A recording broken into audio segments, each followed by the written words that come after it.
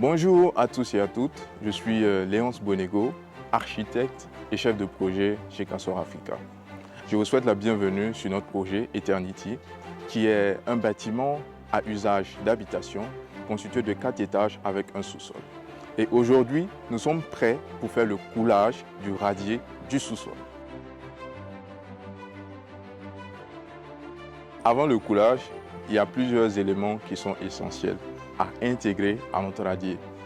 Et quand on parle d'éléments essentiels, je vais vous citer dans cette vidéo 2 éléments, notamment la mise à la terre et également le réseau sous dallage. Nous avons d'abord ici la tuyauterie. Et cette tuyauterie, elle fonctionne suivant un réseau qui sera utilisé essentiellement pour faire évacuer les eaux pluviales.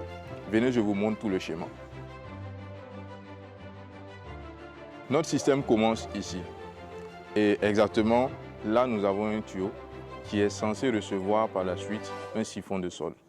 Le siphon de sol, qui est le premier élément de notre réseau, est lié directement à notre premier regard qui est ici par un tuyau PVC.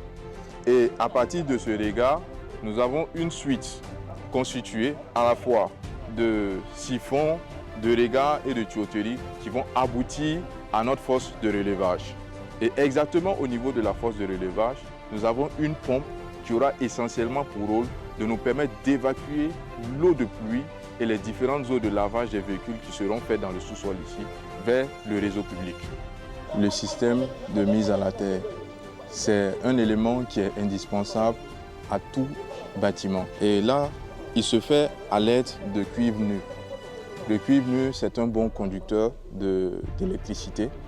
Et on utilise le cuivre nu spécialement pour cela, pour faciliter la conductivité de l'électricité qui va venir dans le sol en cas de foudre et pour surtout réduire les risques d'électrocution des usagers et éventuellement les risques d'endommagement des différents équipements qui seront dans la maison.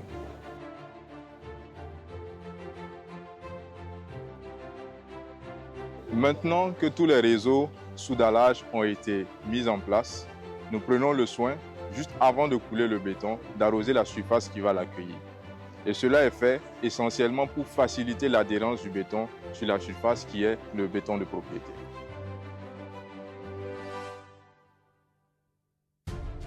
Et pendant le coulage, nous prenons le soin de nous assurer que notre béton est vibré. Et c'est la raison pour laquelle nous avons des vibreurs déjà disponibles sur le site qui nous permettent d'assurer une bonne qualité de l'ouvrage qui sera exécuté.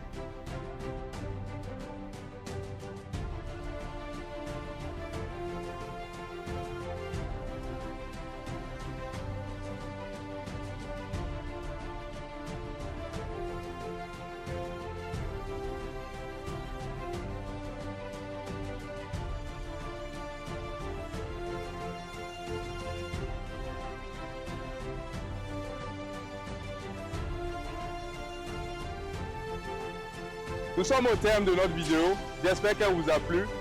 N'hésitez pas à la liker, à la partager et aussi à commenter. Castor Africa, nous sommes toujours là pour bâtir l'excellence.